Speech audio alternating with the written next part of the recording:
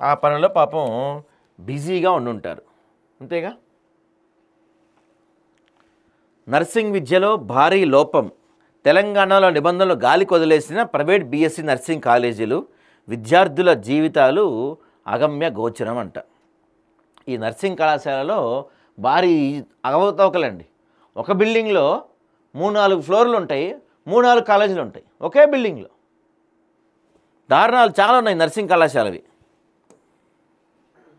Indian nursing council నిబంధనలను, Kaloji health university మార్గదర్శకాలను పూర్తిగా ఉల్లంఘిస్తూ మౌలిక వసతులు, అధ్యాపకులు, క్లినికల్ ప్రాక్టీస్ లేకుండా అక్రమంగా కళాశాల నిర్వహిస్తారనే తీవ్ర ఆరోపణలు వెళ్ళకి వచ్చాయి.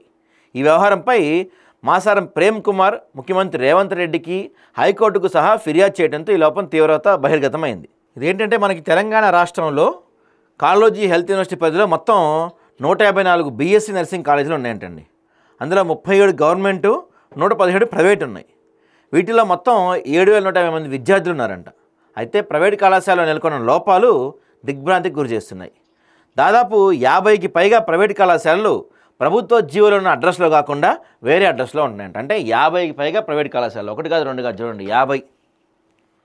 హైదరాబాద్, రంగారెడ్డి, మేడ్చల్, సూర్యాపేట, నల్గొండ, ఖమ్మం వంటి జిల్లాల్లోని పలు కళాశాలలు ఒకే భవనంలో జిఎన్ఎంఏ నర్సింగ్, ల్యాబ్ టెక్నీషియన్, పారామెడికల్ కోర్సులతో పాటు బీఎస్సీ నర్సింగ్ కోర్సులు కూడా పెడుతున్నారు ఒకే బిల్డింగ్లో.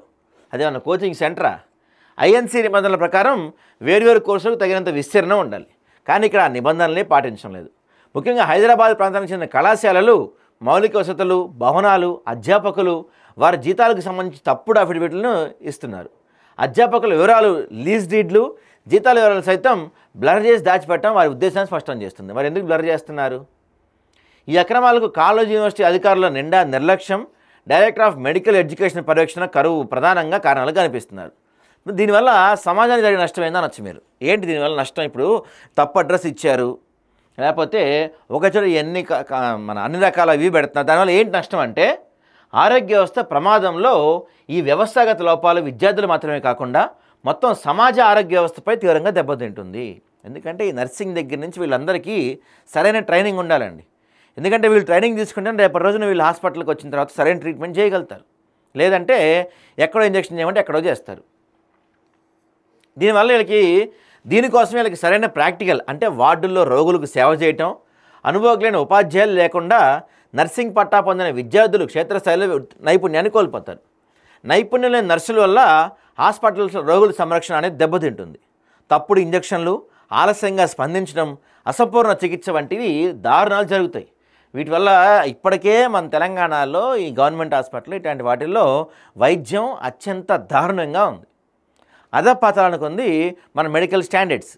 ఇలాంటివి అంటే ఇక్కడ అరాకొర చదువుకొని వీళ్ళ దగ్గరికి వస్తే మనకి కన్ను నొప్పి అంటే కాలుకి ఇంజెక్షన్ చేస్తారు. వీళ్ళంతా తప్పు వాళ్ళది కాదు కదా. ఎవడు అడిగేవాళ్ళు లేడు, పట్టించుకునేవాళ్ళు లేడు. ఏదో తూతు మంత్రంగా కోర్స్ అయిందా బయటపడేసామన్నట్టు ఉంది అంతే. వాళ్ళకి ఎంతవరకు వచ్చు, వాళ్ళ స్కిల్ ఏంటి, ప్రాక్టికల్స్ ఏం జరిగినాయి, వాళ్ళకి ట్రైనింగ్ ఇచ్చిన వాళ్ళు ఎవరు, ఇట్లాంటి వాటిపైన ఎవడు మాట్లాడుతున్నా, ఎవడో ఆలోచించట్లా.